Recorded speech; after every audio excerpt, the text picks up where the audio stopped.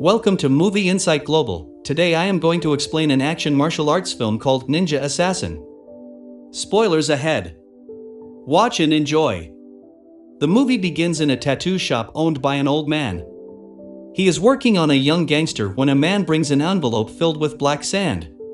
The gangsters do not know what it means, but the old man freezes in shock.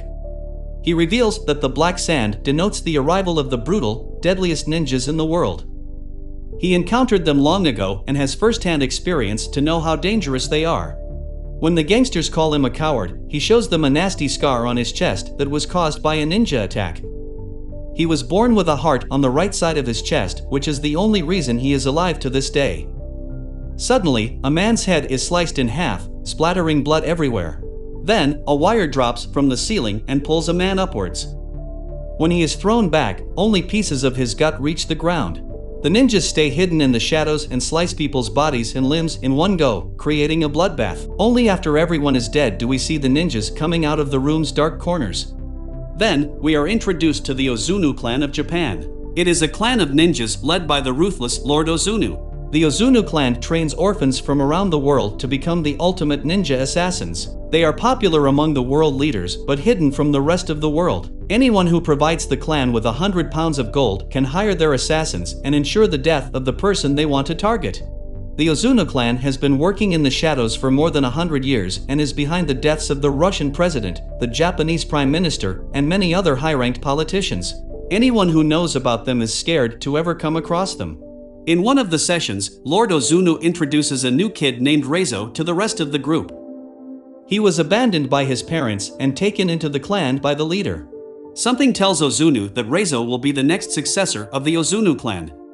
Because of the expectation, the training is tougher for Raizo. By the time he is 10, he has scars all over his body from the punishment he gets for making mistakes.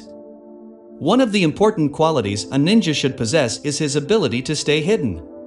Raizo is made to walk down a squeaky wooden floor, but a single sound it makes results in his feet being cut by a kayaketsu shogue.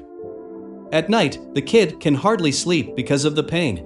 Then, he witnesses kindness for the first time in his life when a girl puts ointment on his wounds.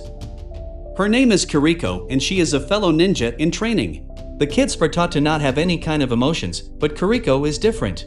She doesn't believe in the violence and killings that the clan supports. Time passes quickly and both Raizo and Kiriko grow up together, hardly talking, but always looking out for each other. Raizo has now become the most talented ninja that Ozunu has ever trained. However, in a match with his senior Takashi, he loses because of a foul tactic of the opponent. The master allows it and instead blames Raizo for being weak. He uses an extremely painful finger-pushing technique on Raizo that causes him to crumple in pain. His ultimate test is to survive the night without medical assistance. The next morning, Lord Ozunu sees him ready for the new day's training and is proud of the student for passing the test. Soon, Raizo becomes the most talented ninja of the clan, beating the opponent blindfolded and with his hands bound.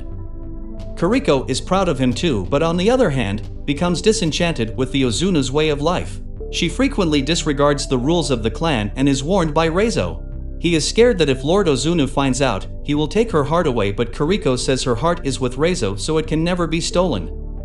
In a training session, she is asked to hurt an opponent with a knife. When Kiriko is unable to do it, Ozunu cuts her face and throws her into a cage. Raizo sneaks out to meet her and feed her water. A few days later, on a rainy night, Kiriko climbs a wall to escape and encourages Raizo to join her. But he chooses to stay, wanting to remain loyal to the clan since it is all he has ever known. Eventually, Kiriko is captured and branded as a traitor and is set to be executed. Senior Takashi impales her through the heart in front of everyone. A part of Raizo dies that day, but he still decides to stay loyal to the clan. After a few years, in Berlin Europol headquarters, a forensic researcher Mika has found evidence about the existence of the clan. Unaware of how dangerous the piece of information can be, she brings it to her senior at work, Ryan Maslow.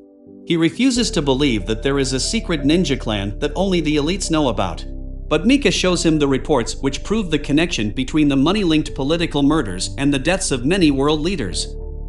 Maslow, now interested, decides to investigate further into the matter. Eventually, they find out that a high-ranking KGB agent, Alexei Sabatin, has made similar reports in the past. But as his work started to gain recognition, he was kicked out of his post for being delusional and eventually killed. Then, we see that Raizo is also in the city of Berlin, living in a shabby apartment for a special task. He trains every morning over a block of nails like he was taught by his master. One day, he goes to the local laundry shop and comes across a woman. She seems to be friendly, but he instantly recognizes her as a ninja. They two attack each other and indulge in a tough fight. A while later, we see blood dripping out of a washing machine and the girl's body spinning inside it. Meanwhile, Mika takes her investigation forward and goes to meet the wife of the former agent Sabatin, who was killed for talking about the clan. The woman reveals that her husband was a strong, courageous man, but everything changed after the scandal. He became so much of a coward that every door and window had a minimum of 2 locks and every corner of the house was well lit. He left no space for the shadow, so the ninjas have no place to hide. Still, one night, the lights went off and he was killed brutally. The next day at work, a higher official comes to Mika's office for evaluation. He is there to keep an eye on her because people are talking about her being too curious about the things that don't concern her. That evening, Mika returns home cautiously but finds out there has been a power outage in the entire block. Still, she goes inside her dark apartment but is then attacked by a ninja. Surprisingly enough, another ninja saves her life and kills the assassins. He is none other than Raizo. Another flashback shows us the adult Raizo on his mission to complete his first assassination. He lets all his frustration out and brutally kills the target. After the mission, he comes to the skyscraper's rooftop to meet the rest of the clan. Lord Ozunu says that he is proud of Raizo and calls him closer. Remembering Kiriko's death, Raizo attacks him with the Kayaketsu shoge that cuts him across the face and an eye. His fellow ninja attacks him and pushes him off the building after hurting him gravely. Raizo barely survives by falling into a river. Then, even since he recovered, he has been working against the clan, intervening in all of Ozunu's assassination attempts. He saved Mika's life for the same reason. They drive to a hotel and change their clothes because ninjas use a special smelling technique to track them. Following that, she gives Maslow a call and tells him she is with Raizo. The man has been asked to capture Raizo as soon as he comes into view. He knows that Raizo is not their primary opponent, but he has to obey the orders for his own life. Hence, when the three meet to discuss the next course of action, Raizo is surrounded by police and is arrested. He is taken to a hideout and chained in a solitary prison. Mika finds out that Maslow arrested him out of desperation. Still, he refuses to let go of Raizo because he will be the safest in the prison. At night, Mika goes to him and offers him water. Raizo takes the opportunity to reveal that the assassins will be here any second. Mika tries to warn Maslow, but it is too late.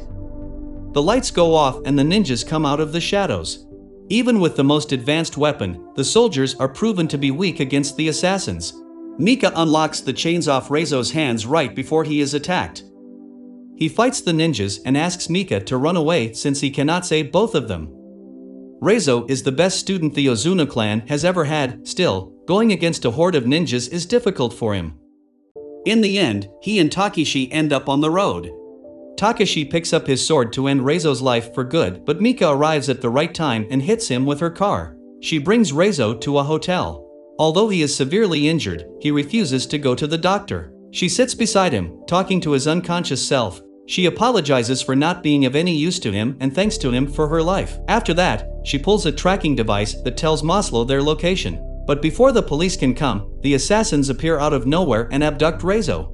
When the police arrive, they only find Mika sitting on the sofa. She tells them that Raizo was abducted 10 minutes ago. Back in the clan's base, Raizo is presented to Lord Ozunu. Lord Ozunu gives him the last chance to apologize, but Raizo refuses. Ozunu is especially furious because once he believed that Raizo was going to be his successor and take his place as the master of the clan. He makes Raizo stand in the same position Kiriko was executed. Raizo is then hit with the finger jabbing technique thrice. While most people would die with a single blow of the technique, Raizo vomits blood. Alongside it, he also vomits a tracking device. Before the ninjas see it, Mika, with an entire police force, enters the premises and wreaks havoc. Many ninjas are killed with explosives, so hiding in the dark doesn't work. In an ensuing battle, many people from both sides are killed. Raizo is confronted by Takashi and his people. Even though the fight isn't fair, he kills all the ninjas and waits for Takashi's attack. Then the two fight with all their might and Raizo wins in the end. Takashi's limbs and his neck is cut off. Now, the only person Raizo has to face is his former master, Lord Ozunu. He finds the old man inside a room, sitting calmly while people die outside. The master proves his expertise by disappearing into thin air and coming out of the shadow behind Raizo. With only a push, he sends Raizo flying to the other room. Then, they both bring out their swords and engage in a fierce sword fight. Ozunu gives him yet another chance to apologize, claiming himself to be Reizo's father. But Raizo replies that he is no one's son and the second he kills Ozunu will be his first breath in life.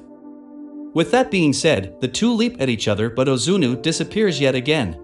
Suddenly, Mika comes into the room to help Raizo. However, Ozunu reappears from the shadows and attacks her with a sword right through her chest. The fight falls into Ozunu's side until Raizo uses a shadow blending technique and slices his body repeatedly from the shadows. In the end, he is killed with a sword to his shoulder. Raizo brings Mika outside and the paramedics rush to her aid. It turns out she was also born with a heart on the right side of her chest, which means she will survive. In the last scene, Raizo jumps off the wall of the academy, as Kiriko wished him to do. Thanks for watching. Please like, share and subscribe the channel.